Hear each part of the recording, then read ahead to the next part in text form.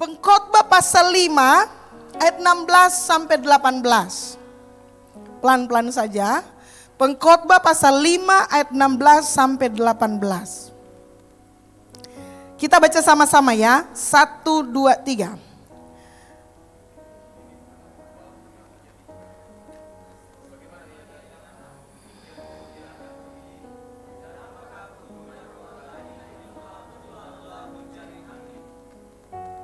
Malah sepanjang umurnya ia berada dalam kegelapan dan kesedihan, mengalami banyak kesusahan, penderitaan dan kekesalan. Lihatlah, yang kuanggap baik dan tepat ialah kalau orang makan minum dan bersenang-senang dalam segala usaha yang dilakukan dengan jerih payah di bawah matahari selama hidup yang pendek yang dikaruniakan Allah kepadanya, sebab itulah bahagiannya. Setiap orang yang dikaruniai Allah kekayaan dan harta benda dan kuasa untuk menikmatinya, untuk menerima bahagiannya dan untuk bersuka cita dalam jerih payahnya, juga itu pun karunia Allah. Kita fokus dulu di ayat malah sepanjang umurnya gitu ya. Jadi gini, kita kalau mau mengerti tentang terang gitu ya, kita harus mengerti dulu tentang kegelapan itu sendiri. Kalau kita nggak mengerti tentang kegelapan, maka kita akan meringankan arti terang itu. Apalagi dalam kekristenan, isu tentang terang ini adalah isu yang cukup sering digemakan, atau adalah sebuah berita yang sering saudara dengarkan menjelang Natal. Di setiap pemasangan lilin saudara pasti mendengarkan tentang terang dan lain-lain sebagainya. Itu kemudian membuat kita kehilangan makna yang sesungguhnya. Nah, karena itu saya mau tarik mundur dulu saudara-saudara sekalian untuk berbicara soal kegelapan itu sendiri. Supaya saudara dapat memahami betapa terang itu sebenarnya tidak seringan yang saudara pikirkan. Oke? Nah, ayat yang kita baca sini saudara, ada satu bagian yang penting gitu ya, dibilang gini. Malah sepanjang umurnya ia berada dalam kegelapan dan kesedihan, mengalami banyak kesusahan, penderitaan dan kekesalan. Ulang ya, sepanjang umurnya. Sepanjang umur, sepanjang apa sih umur kita? Siapa yang mau hidup 1000 tahun lalu lagi? Kepanjangan kali ya. Satu kali saya berdoa kepada orang tua gitu ya. Sebelum saya berdoa saya tanya dulu, tante mau berdoa apa? Dia bisa begini, berdoa Marjeng, berdoa panjang umur kuat pastor. Karena jangan terlalu panjang tapi umur. Oh bingung juga kan mau bilang panjang umur, jadi oke, saya berdoa supaya sehat-sehat dan lain sebagainya. Ternyata nggak semua mau umur panjang. Kalau saudara sudah umur tua gitu ya, mungkin saudara akan berpikir seperti tante itu atau oma itu dan bilang begini, jangan terlalu panjang, so siksa di dunia ini gitu ya. Jadi hati-hati kalau saudara bilang panjang umur kepada yang muda-muda boleh. Tapi kalau kepada oma-oma tanya dulu dia mau apa enggak panjang umur. Karena kalau doa kita dijawab Tuhan, kasihan dianya gitu kan. Jadi kalau saya sebenarnya ada pakai ayat Alkitab begini, kepada orang tua saya sudah bilang begini, panjang umur untuk menikmati yang baik. Ada di Mazmur itu, panjang umur untuk menikmati yang baik. Artinya kalau saudara mau menikmati yang baik, suruh juga panjang umur. Gitu loh. Jadi kalau saudara dia terima ayat dari pastor, saudara hati-hati. Gitu ya. Karena ada yang pastor nak dia tulis di situ, mar DP arti ada di dalam situ. Contoh, begini. Panjang umur untuk menikmati yang baik. Itu yang tak tulis. Saudara harus bilang amin toh. DP arti di lain di situ. Yang saya percaya juga saudara setuju. Kalau saudara mau menikmati yang baik, Tuhan angkat saya saja. Gitu. Maka tidak mungkin dibilang di ulang tahun. So, bukan itu intinya. Intinya gini, sepanjang apa sih umur kita? Nah, memang pengkhotbah ini kalau saudara baca pengkhotbah kadang suka kesel. Tapi that's okay, ini Alkitab firman Allah yang ditulis oleh orang yang paling berhikmat, yang mengalami kesusahan sampai akhir hidupnya. Jadi Salomo adalah seorang yang memulai karirnya dengan cemerlang. Dia memulai hidupnya dengan hikmat Tuhan. Dia menjalani kehidupannya dengan kelimpahan. Dia disayangi oleh banyak istri. Tetapi kita tahu bahwa akhir hidupnya itu tidak sebagus awal dia memulai kehidupannya. Nah, muncullah pernyataan ini, statement firman Allah yang berkata gini, sepanjang umurnya ia berada dalam kegelapan dan kesedihan, mengalami banyak kesusahan, penderitaan dan kekesalan. Saya mau tanya, siapa ingin seperti ini? Angkat tangan bilang saya. Enggak pastor. Jangan. Ya, jangan ya Jos, jangan. No. Cannot, gak boleh. Sekarang kalau tanya jujur, kalau soal perasaan, nanya perasaannya, siapa yang pernah berasa begini? Oh Tuhan, rupa sepanjang umur kita belum melihat janji Tuhan digenapi. Oh Tuhan, sepanjang umur, oh atas semua yang kulakukan, sepertinya yang menghampiri saya ini cuman kesedihan, banyak kesusahan, penderitaan, kekesalan. Is that you? Jangan angkat tangan. Tapi I can feel you. Saya bisa merasakan pergumulan beberapa orang yang memang melihatnya seperti ini. Kadang kita juga sebagai hamba Tuhan gitu ya, hati kita terketuk gitu ya. Hati kita melihatnya seperti ada rasa belas kasihan yang besar ketika mendapati ada orang-orang yang sepanjang umurnya itu berada dalam kegelapan, kesedihan, banyak kesusahan, penderitaan, dan kekesalan. Ada. Masih hidup sampai sekarang. Sementara merasakan kesakitan, sementara merasakan kesedihan, sementara mengalami banyak kesusahan. Ada? Ada? Oh enggak. Ada. Tapi karena torang MCM, torang jarang membahas hal ini. Karena selalu kita ajar kepada kita pejemaat, pemimpin, tuh begini nak usah aja bahas. Kalau orang aja bahas begini sama seperti orang aja undang-undang. Datang pat orang pe hidup. Jadi kalau orang mengalami begini, orang simpan juga pat orang pe hati. Lalu kemudian orang belajar gitu ya, nggak usah terlalu banyak diekspos. Saya tidak suka mengekspos kemiskinan saya. Saya tidak suka mengekspos kesakitan saya. Saya juga tidak suka mengekspos kesusahan saya. Tapi ada orang yang suka. Ada orang. Karena saya rajin juga di sosial media, saya juga ketemu orang gitu ya. Ini orang ini loh. Semua DP kesusahan dia mau umbar di sosial media. Serta lihat-lihat, aduh, pengerja gereja kote.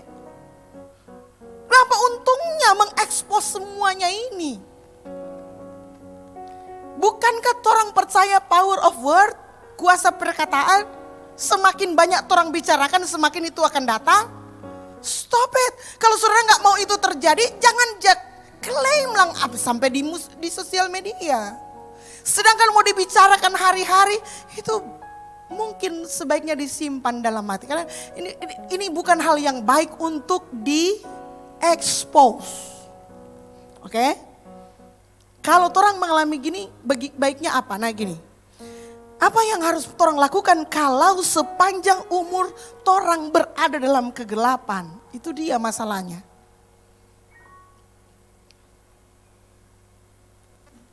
Bagi saudara-saudara yang diajarin Pentakosta klasik gitu ya, maka saudara pasti akan menolak dengan keras. Amin. Dalam nama Yesus. Begitu dengar kegelapan, saudara langsung dalam nama Yesus. Kita bukan di situ, betul nggak? Iya, kita mau dalam nama Yesus. Dan bagi kita yang Pentakosta garis keras, orang itu merasa, bukan merasa, memang begitu. Orang memposisikan diri sebagai musuh dari kegelapan, betul nggak? Karena orang anak-anak terang. Jadi orang tidak suka dengan kegelapan. Sehingga ketika kita berada dalam situasi yang gelap gitu ya, kita mulai mencari-cari alasan mengapa saya ada di situasi yang gelap. Kita mungkin mempersalahkan Tuhan, seolah-olah Tuhan tidak menolong kita dan lain-lain sebagainya, sering kali terjadi. Kalau kita berada di situasi yang buruk, kita merasa bahwa oh Tuhan tidak sayang pada orang. Nah, pagi ini saya akan mulai perjalanan The Light of Christmas mulai dengan ini, melihat sesuatu di kegelapan. Karena tidak semua kegelapan itu negatif, oke? Enggak semua. Mulai dulu dari pengertian apa itu kegelapan supaya orang sama-sama berjalan gitu ya. Apa itu kegelapan? Saudara-saudara, kegelapan itu bukanlah benda. Kalau benda itu bisa diukur volumenya, isinya gitu kelihatan, bisa diukur benda. Tapi kegelapan nggak bisa diukur. Ada yang pernah bilang seberapa gelap ruangan ini? Oh, ruangan ini gelap 90 derajat. Nggak ada. Ada yang bisa mengukur kegelapan? Nggak ada. Karena kegelapan tidak bisa diukur. Karena apa? Karena kegelapan bukanlah satu benda. It's not a thing. Gitu ya. Berbeda dengan cahaya. Cahaya bisa diukur. Oke? Kecepatan cahaya. Mau ke bulan itu sekitar sekian juta kecepatan cahaya. So cahaya bisa dihitung. Sepersekian saya juga nggak tahu. Tapi lumayan cepat. Tapi cahaya bisa dihitung, tapi kegelapan nggak bisa dihitung. Mengapa kegelapan nggak bisa dihitung? Karena sesungguhnya kegelapan itu nggak ada. Apa arti dari kegelapan, saudara-saudara? The absence of light. Arti dari kegelapan adalah ketidakhadiran terang. That's it. Jadi situasi gelap itu karena tidak ada terang. Begitu terang itu datang, maka apa yang terjadi? Otomatis gelap itu lari. Pergi tanpa saudara perlu tengking, tanpa perlu saudara suruh-suruh, tanpa saudara hardik. Kalau terang itu datang, maka kegelapan akan lari terbirit-birit. Yang percaya bilang amin.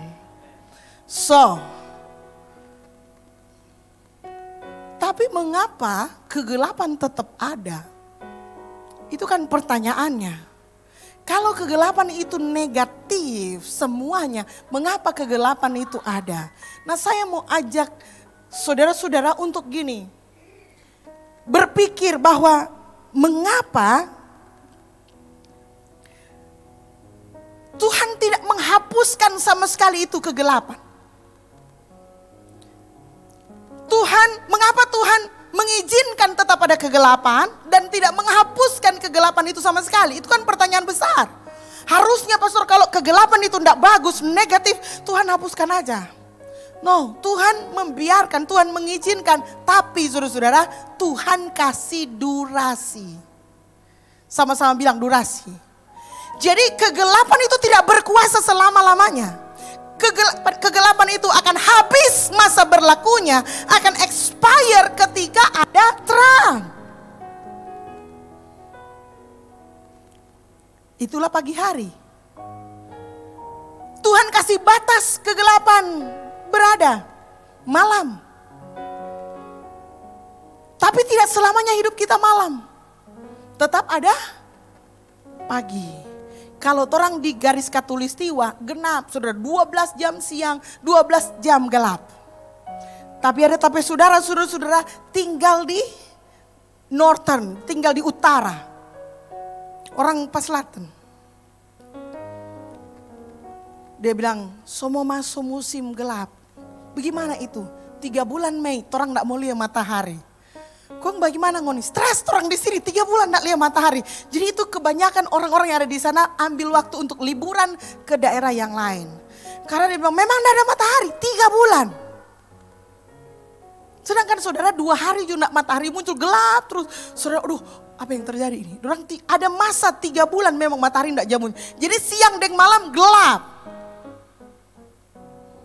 Nanti satu kali tak ajak orang pergi di sana ya. Kalau sudah usaha berhasil, orang pergi di bagian utara sana untuk membuktikan itu betul gitu ya. Sekedar ngerasain gitu kan. Seberapa pergi?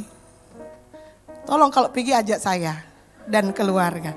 So, kegelapan tidak bisa dihilangkan karena ada sesuatu sebenarnya. Nah itu pelajaran kita. Gini saudara-saudara, catatan saya nomor 1, kegelapan tidak pernah menghentikan Allah bekerja. Yang percaya bilang amin.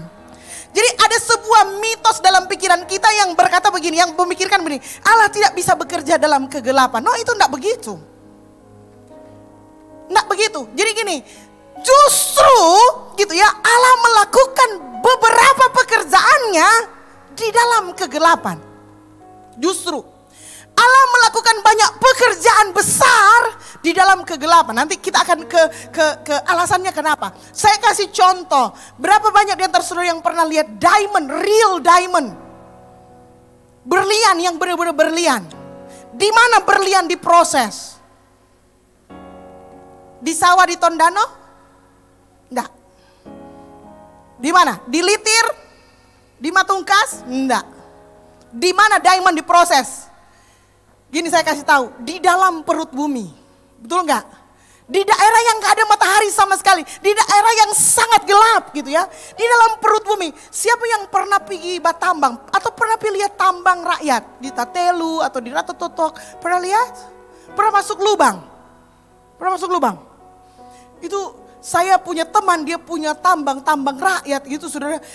Dia bilang, pastor kita pe lubang itu sekitar 12 kilo ke dalam. Memang kurang jabawa tuh oksigen ke dalam. Memang dia cukup tadumpul, artinya sering dapat emas. Rupanya saudara-saudara semakin dalam lubangnya, semakin ke arah perut, semakin gelap, semakin banyak barang-barang berharga. Diamond, gold, semuanya itu dibentuk di dalam kegelapan. So ada, jadi di kegelapan gitu ya, ternyata bisa menghasilkan sesuatu. Cuman gini ya, dia nggak boleh tetap ada di gelap terus. Nanti orang mau ke sana, so nggak sabar mau baca cerita. Tapi intinya Allah bisa melakukan beberapa pekerjaannya dalam kegelapan. Oke, itu dulu orang sama-sama belajar. Satu diamond, contoh, yang paling real gitu ya. Contoh yang lain, wanita. Perempuan berharga atau tidak? Berharga. Kapan wanita diciptakan? Waktu Adam tidur. Kita tidak yakin kalau itu tidur siang. Dia mesti dalam deep sleep. Kalau tidur siang kan nap. Tidur deep sleep. Dia dalam deep sleep gitu ya, dalam tidur yang sangat tertidur. Yang saya yakin malam walaupun Alkitab nggak tulis malam gitu ya. Lalu kemudian Tuhan mengoperasi dia, ambil tulang rusuknya dan kemudian waktu pagi-pagi dia bangun. Sudah ada di situ wanita, Hawa. The mother of the living. Ibu dari segala yang hidup. Dikerjakan Tuhan waktu gelap. Dalam kegelapan. Satu lagi saudara-saudara. Benih. Sama-sama bilang benih. 1 Korintus 15 ayat 36 sampai 38. Hai orang bodoh, apa yang engkau sendiri taburkan tidak akan tumbuh dan hidup kalau ia tidak mati dahulu. Dan yang engkau taburkan bukanlah tubuh tanaman yang akan tumbuh, tetapi biji yang tidak berkulit. Umpamanya biji gandum atau biji lain. Tetapi Allah memberikan kepadanya suatu tubuh yang seperti yang dikehendakinya. Ia memberikan kepada tiap-tiap biji tubuhnya sendiri. Hai orang bodoh, apa yang engkau sendiri taburkan tidak akan tumbuh dan hidup kalau ia tidak mati dahulu. Kata mati dahulu ini saudara-saudara bukan berarti mati beneran. Yang dimaksud dengan mati benih itu mesti dikuburkan dulu. Benih mesti dikuburkan lalu ditutup dengan tanah. Betul nggak? masuk dalam tempat gelap dulu. Ketika benih sudah ditaburkan masuk ke dalam tempat gelap, baru benih bisa berakar dan kemudian bertumbuh. So benih dikerjakan dalam gelap. Saya rasa saya ini salah satu benih yang dikerjakan Tuhan dalam gelap. Sebagaimana banyak juga mungkin di antara saudara-saudara sekalian. Apakah saudara menemukan Tuhan waktu saudara dalam peak performance? Atau saat saudara ada dalam lembah kegelapan? Kapan saudara ditemukan oleh Tuhan? Atau kapan saudara mencari Tuhan? Apakah ketika spotlight sedang menyorot saudara gitu ya? Ketika saudara punya banyak followers, ketika semua yang saudara kerjakan berhasil, baru kemudian saudara datang kepada Tuhan? Justru enggak, saudara-saudara. Justru yang begitu-begitu bikin orang jatuh jauh dari Tuhan. Harus kita akui bahwa Tuhan menemukan kita di ruang-ruang paling gelap dalam sejarah hidup kita. Jadi Tuhan bekerja dalam kegelapan. Termasuk waktu dia menemukan saudara-saudara sekalian. Ketika dia menemukan saudara, saya lebih banyak. Mungkin ada orang yang bertemu Tuhan dalam peak performance dia. Tapi kalau saya dengar kesaksian, kebanyakan kita ditemukan Tuhan justru di kamar-kamar gelap. Saudara pernah dengar kamar gelap? Itu istilah tahun 80-an sampai 90-an, waktu belum ada film digital. Zaman dulu anak-anak itu film itu kamera itu harus pakai film namanya. Cuman 36 kali, satu kali foto, satu kali beli satu roll itu 36, berapa bonus 2 barangkali. Siapa yang pernah hidup di masa film mas 36 kali? Dan kita gak bisa lihat muka kita seperti apa. Betul ya, karena kita gak ada selfie, jadi kita harus diatur mukanya benar-benar gitu ya, supaya kita tidak buang film. Di mana film itu diproses Bapak Ibu? Di kamar gelap. Memang waktu ambil harus ada light, tetapi waktu diproses harus masuk dalam kamar gelap. Begitulah hidup kita saudara-saudara. Banyak di antara kita justru gitu ya, diproses Tuhan di dalam kegelapan. Waktu kita masih ada dalam gelap. Jadi saudara nggak usah terlalu musuhin ya kalau dengan kegelapan. Artinya gini, saudara ketika juga berada dalam situasi yang gelap, saudara jangan langsung mempersalahkan Tuhan dan bilang, Tuhan kok seperti nggak sayang sama saya dan nggak tolong saya. Belum tentu saudara-saudara. Jangan-jangan saudara adalah benihnya Tuhan yang sementara dikerjakan oleh Tuhan. Amin. Supaya bisa memunculkan kekuatan dirimu yang sesungguhnya.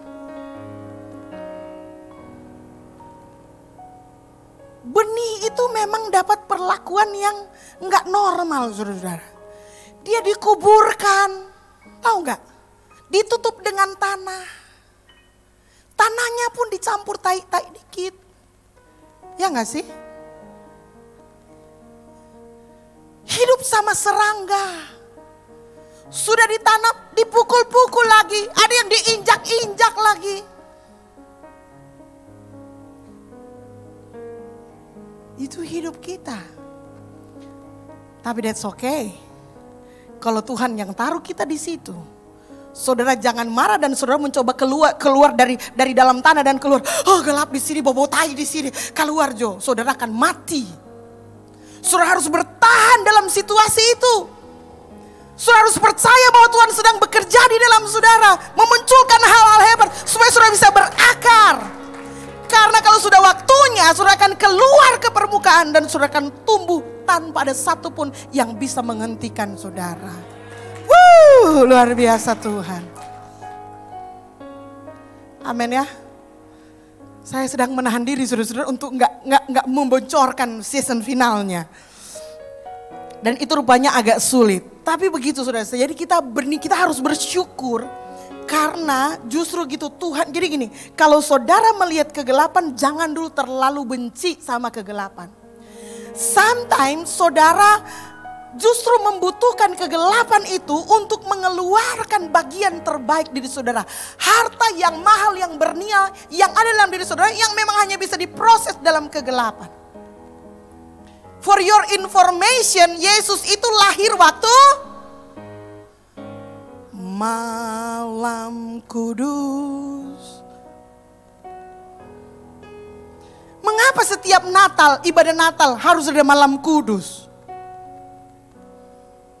Terpikir gak sebelumnya saudara-saudara? Boleh gak kita ibadah, hapus saja itu malam kudusnya, pasang lilinnya. Apakah kita akan merasa itu Natal? Enggak, pastor, itu udah perasa cuma sama dengan hura-hura. Apa yang membedakan semua ibadah dengan ibadah yang lain yang kita lakukan sepanjang tahun? Malam kudus. Why? Karena malam itulah Allah bekerja dengan cara yang ajaib, cara yang luar biasa. Untuk menunjukkan kepada kita bahwa Dia benar adalah terang dunia. Amin. Tapi at first Dia bekerja dalam kegelapan. Dia buat Maria dan Yusuf susah, gak ada tempat tinggal. Dia buat Maria dan Yusuf melahirkan anaknya di sebuah kandang. Dia biarkan Yesus dibungkus dalam kain lampin.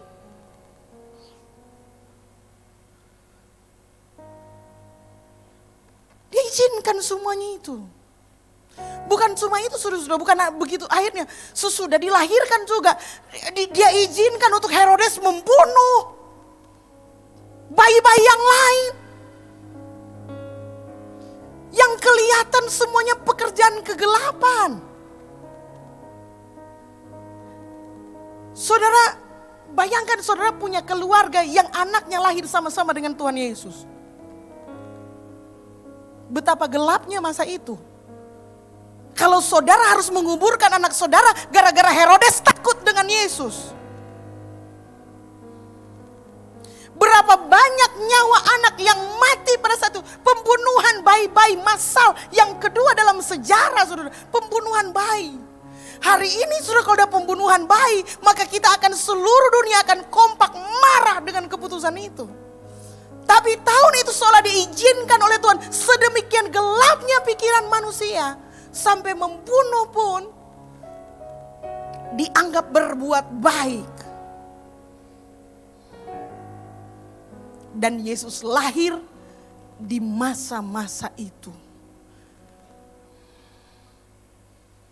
Jangan lupa, masa sebelum Yesus lahir disebut sebagai masa kegelapan. 400 tahun Tuhan tidak berfirman melalui nabi-nabinya. Antara Maleaki dan Matius yang terambil Alkitab cuma satu lembar kertas putih. Saudara-saudara, itu bukan kertas putih, itu 400 tahun kegelapan. Tidak ada firman Tuhan apa-apa. Tidak ada nabi yang berbicara. Tuhan keep silent. Dan Dia mengakhiri masa kegelapan itu dengan satu malam, yaitu malam Yesus lahir. Amin. Allah masih bekerja dan terus bekerja karena Dia bisa mengeluarkan banyak harta yang terpendam dalam kegelapan. Apa sih yang bisa kita lihat dalam diri Allah ketika Dia bekerja dalam kegelapan? Ini, gitu ya. Kita bisa mengetahui the power of transformation-nya Tuhan. Jadi Tuhan punya kuasa untuk mengubahkan itu banyak terjadi di dalam gelap itu. Itu yang membuat kita jadi seperti ini. Hal yang bernilai yang bisa kita temukan dalam karya besar Allah yang besar adalah kemampuannya untuk mengubah dari ini menjadi itu. Dari kamu yang lama menjadi kamu yang baru. Di mana? Dalam kegelapan. Mengubah destiny manusia dari BC, tahu BC? Before Christ menjadi apa? AC.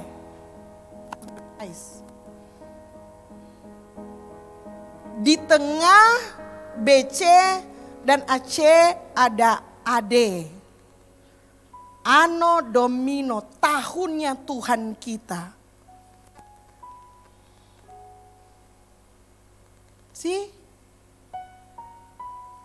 Ada power untuk mengubahkan, dan itu yang harus orang lihat. Power untuk mengubahkan itu kebanyakan jadi pada waktu orang masih dalam kegelapan. Kuasa Tuhan untuk mengubahkan kita. Dia sedang menguji ketahanan kita. Kalau saudara sedang mengalami hal-hal yang buruk, negatif dan lain-lain sebagainya, jangan langsung tengking dulu. Jangan-jangan itu adalah bahan baku yang Tuhan butuhkan untuk mengeluarkan the best of you. Katakan amin. Kasih tepuk tangan buat Tuhan yang luar biasa.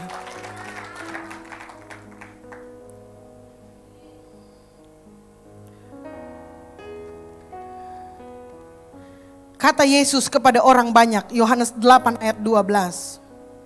Akulah terang dunia. Barang siapa mengikut aku, ia tidak akan berjalan dalam kegelapan, melainkan ia akan mempunyai terang hidup. Yang kedua pesannya gini. Ketika engkau berada dalam kegelapan, gitu ya. Jangan backing rumah di kegelapan. Jangan cintai kegelapan itu.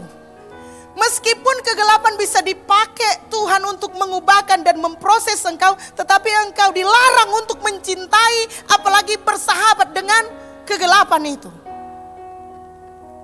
Bilang amin.